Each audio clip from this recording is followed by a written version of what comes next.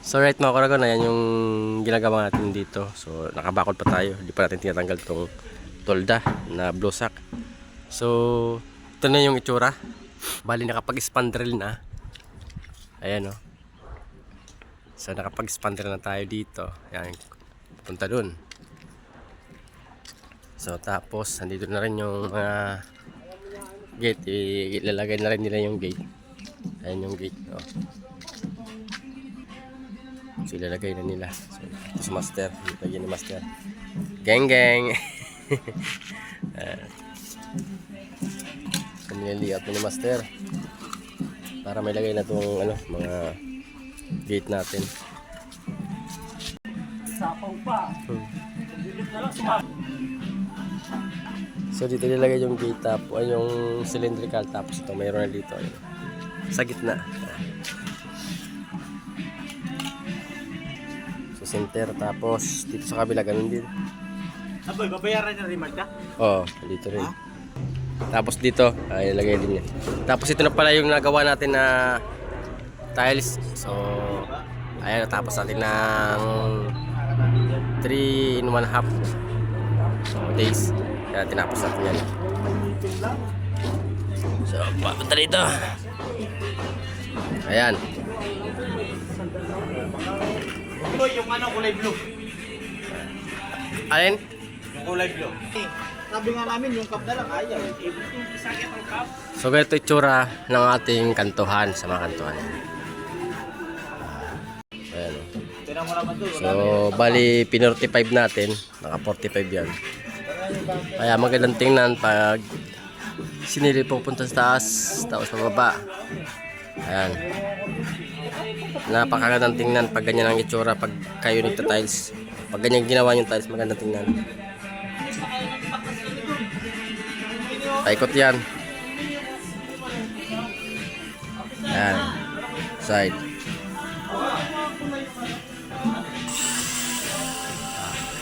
Ngayon, dito naman tayo nag-umpisa. Ayan yung umpisa naman natin. So, style kasi natin sa mga kantuan na to. Ayan. Naka-grind tong gilid.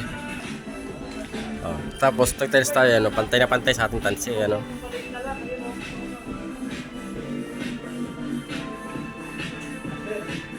Ganun yung setup natin dito mga Oragon dahil ako lang muna nagta-tiles ngayong araw na to dahil sila GR ayan, nangingisami sila. So dito ayan o, yung ginawa na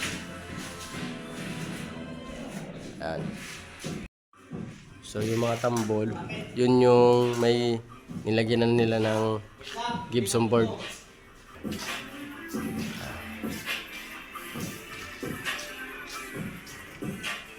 WPC.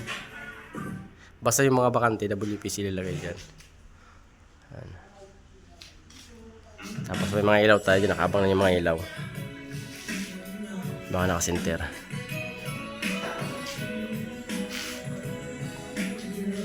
Paggaling kasi dito sa taas, tapos na lahat ng bali nag-skin tone na sila dito. Kaya pag-skin tone na rin dito. So halos tapos na. Ayan. Ito sa Messiah, ayan yung naglagay tayo dyan ng manhole para sa magka-diferensya yung ibabaw ng ano, pwede kang umakyat dyan sa taas. Lahat ng mga CR, may mga manhole dyan na inilagay tayo. Mga manhole. Naglagay tayo. So, bali may isang ilaw, switch, para sa may exhaust fan. Meron tayo dyan, kasi may exhaust fan. Tapos sa may shower, meron tayo dyan. Tapos ilaw.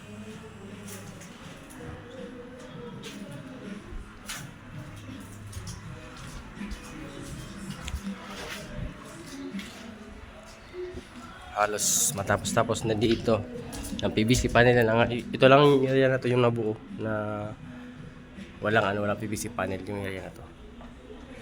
Halos binuo lahat. So ito na yung magiging shadow sa gilid. Pinaka cove light. Oh, yan yung diretso na to. Cove light sana yan pero shadow yung style niya. 10 cm yung lapad.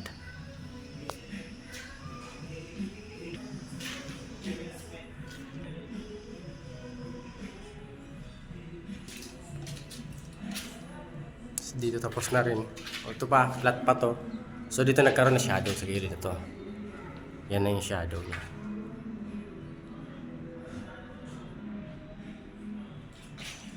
Nagkaroon na dyan. So okay na rin dito. Tapos sa CR dito. Ayan, may manhole din siya. So okay na dito. Tiles na lang yung kulang. Yan nga, tiles na lang. Kaya pinapachipping ko yung iba. Yung ibang mga wala ginagawa na na welder natin, pinapachipping ko yung tambak. So dito sa taas.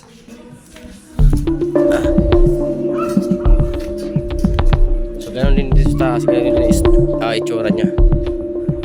Ano. So ganito talaga makuragon ako pag ako nagka-tiles, ganito talaga ginagawa ko. Ganda ng para magandang tingnan. Para yung kanto niya hindi masagwa. Kasi yung iba pa nagkakanto, tumbok lang talaga. Tumbok lang na walang cut-cut dyan. So tayo, yan ginagawa natin. Saka grind para magandang tingnan. Diba solid? Yun mga koragon. Yun na. Update ko lang kayo sa ginagawa natin. So magka-tiles tayo ngayong araw. Papakita ko sa inyo kung paano tayo mag-tiles. Alright.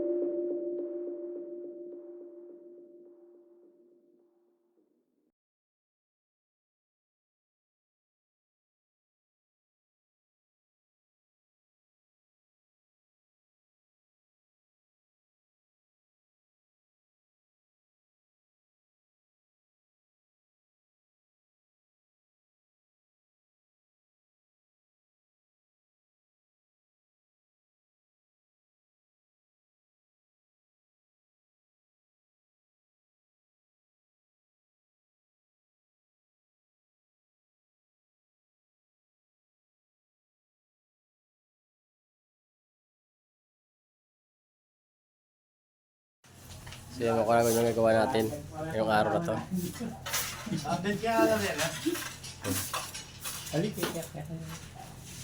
So ito na yung natapos. Yan.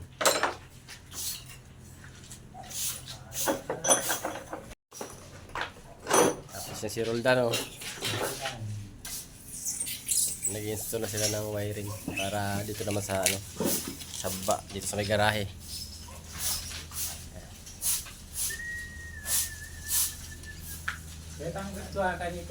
Tapos dito sa labas, ito rin ano, itong mga pintuan yan, mga gate na rin nila na pag mas nila natapos sa primer. So ayun pa yung isa sa dulo, yan o. So nakapag primer na rin, tapos minasilyan na. So dito naman sa taas, nilagay na rin nila yung design na tubular na 2x3. Yung design sa ano, tiris. Nilagay na rin nila. Ayan, dahil magalasin ko na. Sisap na muna tayo ng trabaho. Tapos yung pagkisami ng mga tropa natin sa loob, tapos na. So dito na sila sa labas mag-summit bukas. Ano mag-summit sila dahil tapos na dito sa ano, loob.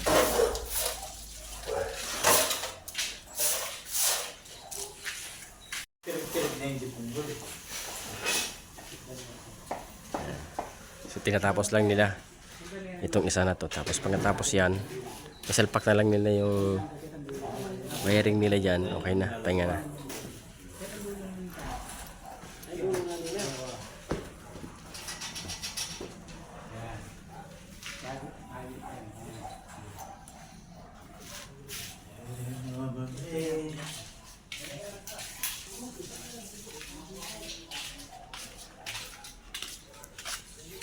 So dito nakapag-trasis na. So bukas, pakita ko sa inyo yung pagkabuuan na pagka-trasis niya.